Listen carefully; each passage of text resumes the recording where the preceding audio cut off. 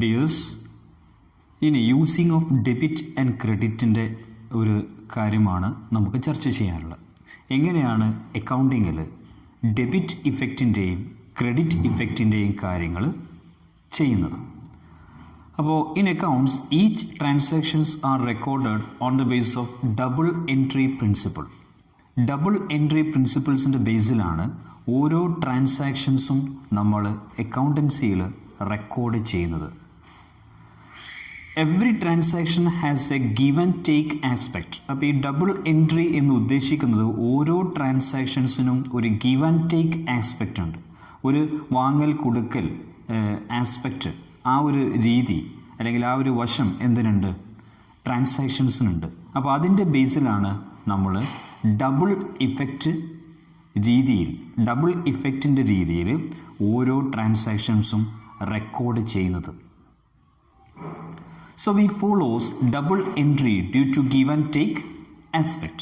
അപ്പോൾ give and take ആസ്പെക്റ്റിൻ്റെ base ആയതുകൊണ്ടാണ്, ആ ഒരു ആസ്പെക്റ്റ് നമ്മൾ ഫോളോ ചെയ്യുന്നത് കൊണ്ടാണ് നമ്മൾ ഡബിൾ എൻട്രി പിൻപറ്റുന്നത്.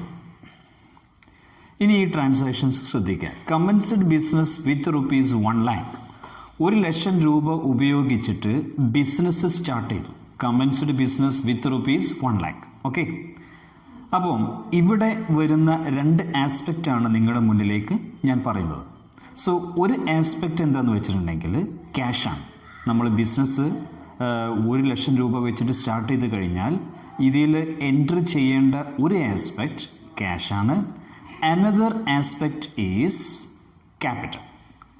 അനദർ ആസ്പെക്റ്റ് ക്യാപിറ്റലാണ്. അപ്പം അക്കൗണ്ടിങ് ഇക്വേഷൻ നമ്മൾ ചർച്ച ചെയ്തപ്പോഴും നമ്മൾ ഈ രണ്ട് ആസ്പെക്റ്റ് നിങ്ങൾ കണ്ടതാണ്. വേറൊരു ട്രാൻസാക്ഷൻ ശ്രദ്ധിക്കുക. Salary paid ₹10,000. അപ്പം തൻ്റെ അല്ലെങ്കിൽ ബിസിനസ്സിൻ്റെ എംപ്ലോയീസിന് സാലറി പേ ചെയ്ത് കഴിഞ്ഞാൽ ആ ഒരു ഇടപാട്, ആ ഒരു ട്രാൻസാക്ഷൻ അതൊരു ബിസിനസ് ട്രാൻസാക്ഷനാണ്. അപ്പം it should be recorded properly by considering the two aspect, that is debit and credit. അപ്പോൾ ഒരു ആസ്പെക്റ്റ് സാലറി, അനദർ ആസ്പെക്റ്റ് ക്യാഷാണ്. ഈ ഒരു ട്രാൻസാക്ഷനിലെ ഒരു ആസ്പെക്റ്റ് സാലറിയും അനദർ ആസ്പെക്റ്റ് ക്യാഷുമാണ്. Received commission ₹5,000. 5,000 rupees commission receive ചെയ്തു. അതായത് ബിസിനസ്സിലേക്ക് 5,000 rupeesൻ്റെ കമ്മീഷൻ വന്നു. ഇതൊരു ഇടപാടാണ്, അല്ലെങ്കിൽ ഇതൊരു ബിസിനസ് ട്രാൻസാക്ഷനാണ്. അപ്പോൾ ഇവിടുത്തെ രണ്ട് ഇഫക്റ്റ് എന്താണെന്ന് വെച്ചിട്ടുണ്ടെങ്കിൽ ഒരു ഇഫക്റ്റ് ക്യാഷും അനദർ ഇഫക്റ്റ് കമ്മീഷനുമാണ്. ഓക്കെ, വേറൊരു ട്രാൻസാക്ഷൻ നോക്കുക. Paid to mister A creditor ₹5,000. Mister എക്ക് പേയ്മെൻറ്റ് നടത്തി. എത്ര രൂപ? 5,000 rupees നൽകി. അതായത് മിസ്റ്റർ എക്ക് നമ്മൾ പൈസ കൊടുക്കാനുണ്ട്. പൈസ കൊടുക്കാനുള്ള ആളുകളെയൊക്കെ നമ്മൾ എന്താ പറയുക? ക്രെഡിറ്റർ എന്നാണ് പറയുക. നമുക്ക് പൈസ തരാനുള്ള ആളുകളെ നമ്മൾ എന്ത് പറയും?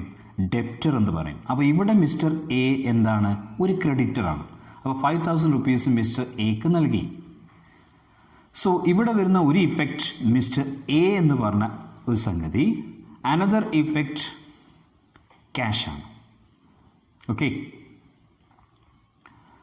അപ്പോൾ ഇനി ഹെഡ്സ് ഓഫ് അക്കൗണ്ടിലേക്കാണ് ഞാൻ പോകുന്നത്. ഹെഡ്സ് ഓഫ് അക്കൗണ്ട്, അതായത് 5 ഹെഡ്സ് ഓഫ് അക്കൗണ്ട് ഉണ്ട്. അപ്പോൾ ട്രാൻസാക്ഷൻസിൻ്റെ രണ്ട് ഇഫക്റ്റുകളും, അതായത് ഡ്യുവൽ ഇഫക്റ്റുകൾ നമ്മൾ റെക്കോർഡ് ചെയ്യുന്നത് on the base of 5 heads of account. അപ്പോൾ ഈ 5 ഹെഡ്സ് ഓഫ് അക്കൗണ്ടിൽ വരുന്ന സംഗതികളുടെ ബേസിലാണ് നമ്മൾ ഓരോ ട്രാൻസാക്ഷൻസും അക്കൗണ്ടിങ്ങിൽ രേഖപ്പെടുത്തുന്നത്. അപ്പോൾ എന്തൊക്കെയാണ് ഈ 5 ഹെഡ്സ് ഓഫ് അക്കൗണ്ട്? ഒന്ന് അസറ്റ് അക്കൗണ്ടാണ്. ഒരു ഐറ്റം അസറ്റ് അക്കൗണ്ടാണ്. ഇവിടെ അക്കൗണ്ട് ഉദ്ദേശിച്ചത് ഐറ്റം എന്നുള്ളതാണ്. ഓക്കെ, അപ്പോൾ പല രീതിയിലുള്ള ഐറ്റംസുകൾ ട്രാൻസാക്ഷൻ വഴി സംഭവിക്കും. അപ്പോൾ സംഭവിക്കുന്ന ഒരു ഹെഡ്, അതായത് ഒരുപാട് ട്രാൻസാക്ഷൻസ് ബിസിനസ്സിൽ നടക്കും.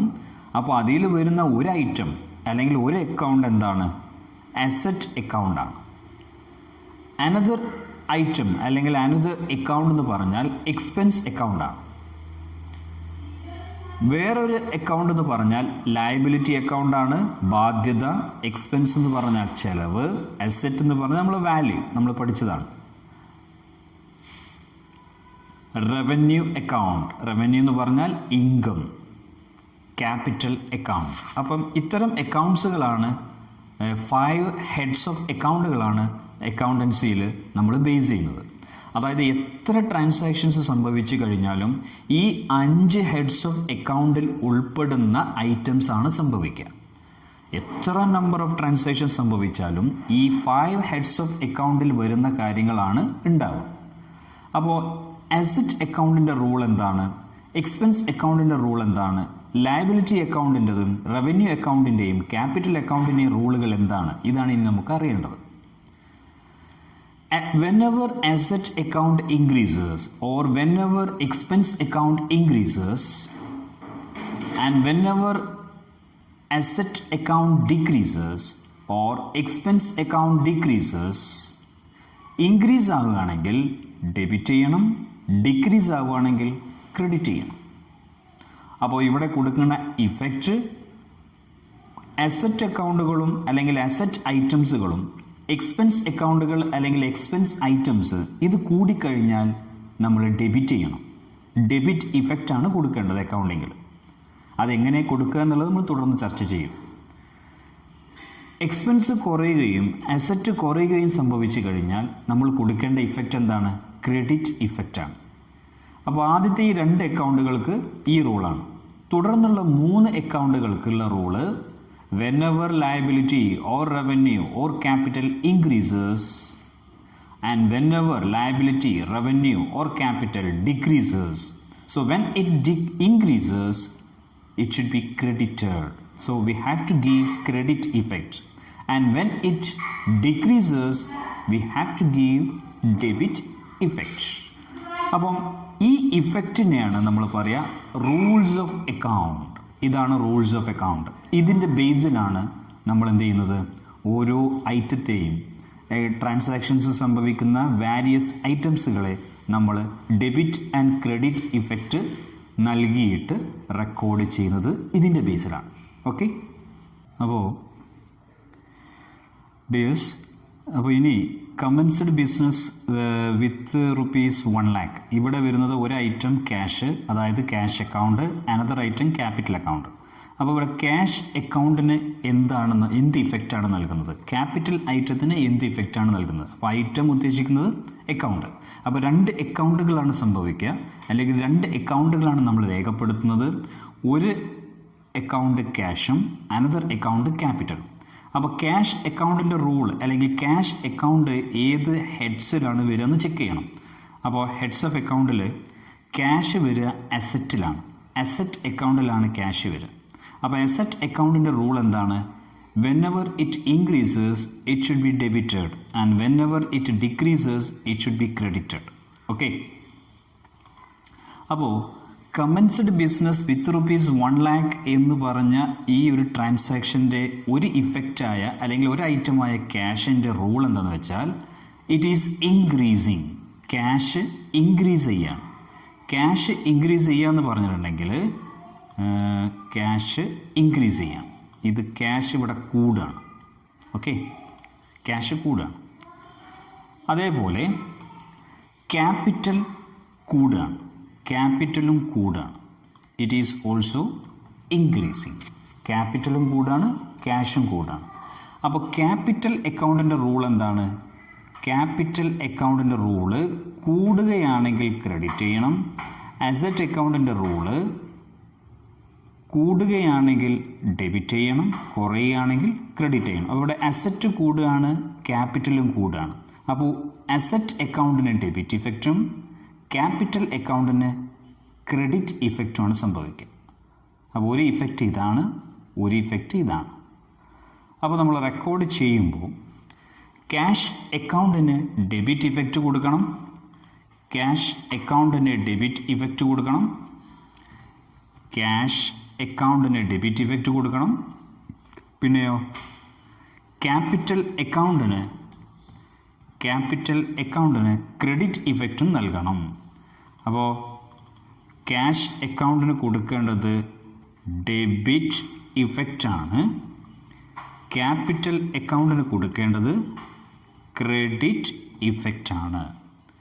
അപ്പോൾ ഇവിടെ നമ്മൾ ഒരു ഐറ്റത്തിന് ഡെബിറ്റ് ഇഫക്റ്റ് കൊടുത്തു, മറ്റൊരു ഐറ്റത്തിന് ക്രെഡിറ്റ് ഇഫക്റ്റ് നൽകി. ക്ലിയർ? അപ്പോൾ ഇവിടെ സംഭവിച്ചത് ഈ ഒരു ഇഫക്റ്റാണ്. സാലറി പെയ്ഡ് ₹10,000 നേരത്തെ പറഞ്ഞ ട്രാൻസാക്ഷൻ. അപ്പോൾ രണ്ട് ഐറ്റം എന്താണ്? സാലറി, ഒന്ന് ക്യാഷ്. ക്യാഷ് എന്തിലാണ് പെടുക? അസറ്റിലാണ്. അത് നമ്മൾ പറഞ്ഞു കഴിഞ്ഞു. സാലറി എന്തിലാണ് വിടുക?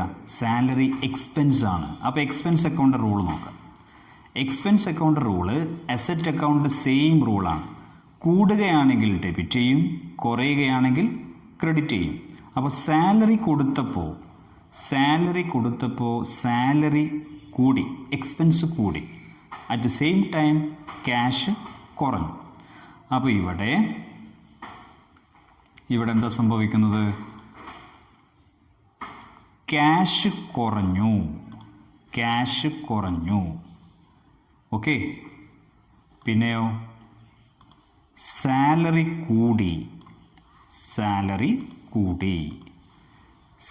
കൂടുകയും ക്യാഷ് കുറയുകയും ചെയ്തു. സാലറി കൂടിയാൽ സാലറി ഐറ്റത്തിന് അല്ലെങ്കിൽ സാലറി അക്കൗണ്ടിന് നമ്മൾ ഡെബിറ്റ് ഇഫക്റ്റ് കൊടുക്കണം. കാരണം റൂൾ എന്താണ്? എക്സ്പെൻസ് കൂടിയാൽ ഡെബിറ്റ് ചെയ്യണം. ഓക്കെ. അപ്പോൾ ഡെബിറ്റ് ഇഫക്റ്റ് നമ്മൾ കൊടുക്കാൻ പോവാണ്.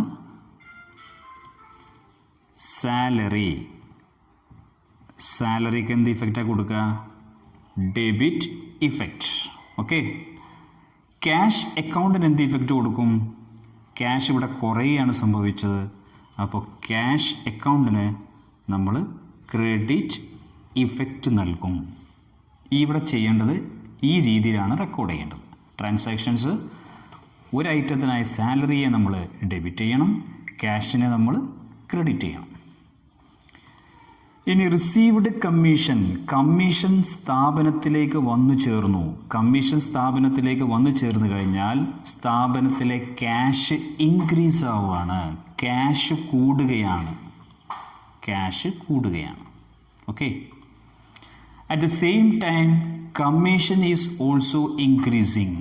കമ്മീഷനും കൂടുകയാണ്, ക്യാഷും കൂടുകയാണ്, കമ്മീഷനും കൂടുകയാണ്.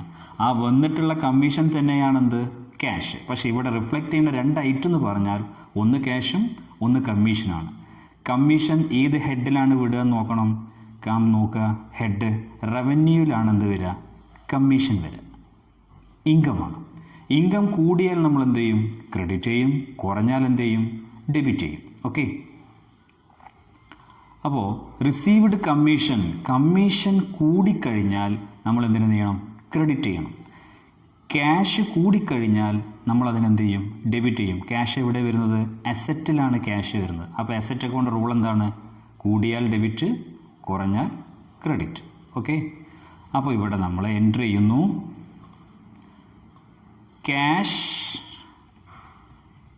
ക്യാഷ് ഡെബിറ്റ് ചെയ്യണം, ക്യാഷിന് ഡെബിറ്റ് ഇഫക്റ്റ് കൊടുക്കണം. കമ്മീഷൻ അത് തന്നെയാണ് കമ്മീഷൻ എന്ത് കൊടുക്കണം? ക്രെഡിറ്റ് ഇഫക്റ്റ് നൽകണം. കമ്മീഷന് ക്രെഡിറ്റ് ഇഫക്റ്റ് നൽകണം. അപ്പോൾ ഇവിടെ ചെയ്യേണ്ടത് ഈ രീതിയിലാണ്. ഓക്കെ. അപ്പോൾ received commission. Next paid to mister A creditor ₹5,000. അപ്പം ക്രെഡിറ്റർ ആയിട്ടുള്ള മിസ്റ്റർ എക്ക് പൈസ നൽകി. എത്രയാണ് നൽകിയത്? ₹5,000 ആണ്. അപ്പോൾ ഒരു ഐറ്റം അല്ലെങ്കിൽ ഒരു അക്കൗണ്ട് മിസ്റ്റർ എ ആണ്, അനദർ അക്കൗണ്ട് എന്താണ്? ക്യാഷാണ്. അപ്പോൾ മിസ്റ്റർ എ അതൊരു ക്രെഡിറ്ററാണ്. മിസ്റ്റർ എയോടുള്ള ലയബിലിറ്റി എന്താണ്? മിസ്റ്റർ എ എന്ന് പറഞ്ഞ അക്കൗണ്ട് ഇവിടെ ലയബിലിറ്റി അക്കൗണ്ടാണ്. അപ്പോൾ അപ്പം ലയബിലിറ്റിയോടൊക്കെ പൈസ കൊടുക്കാണ്ട് കൊടുക്കാനുള്ള ആൾക്ക് പൈസ നമ്മൾ കൊടുക്കുകയാണ്. അത് കൊടുത്തു കഴിഞ്ഞാൽ അയാളുടെ ലയബിലിറ്റി എന്താ സംഭവിക്കുക? കുറയാണ്. അപ്പോൾ ലയബിലിറ്റി അക്കൗണ്ട് റൂൾ എന്താണ്? ലയബിലിറ്റി അക്കൗണ്ട് കൂടുകയാണെങ്കിൽ ക്രെഡിറ്റ് ചെയ്യും, കുറയുകയാണെങ്കിൽ ഡെബിറ്റ് ചെയ്യും. അപ്പോൾ ഇവിടെ മിസ്റ്റർ എക്ക് പൈസ നൽകിക്കഴിഞ്ഞാൽ ലയബിലിറ്റി എന്താണ്? കുറയാണ്. ഓക്കെ. അപ്പോൾ മിസ്റ്റർ എ അക്കൗണ്ടിന് നമ്മൾ എന്ത് ചെയ്യണം? ഡെബിറ്റ് ഇഫക്റ്റ് കൊടുക്കണം. മിസ്റ്റർ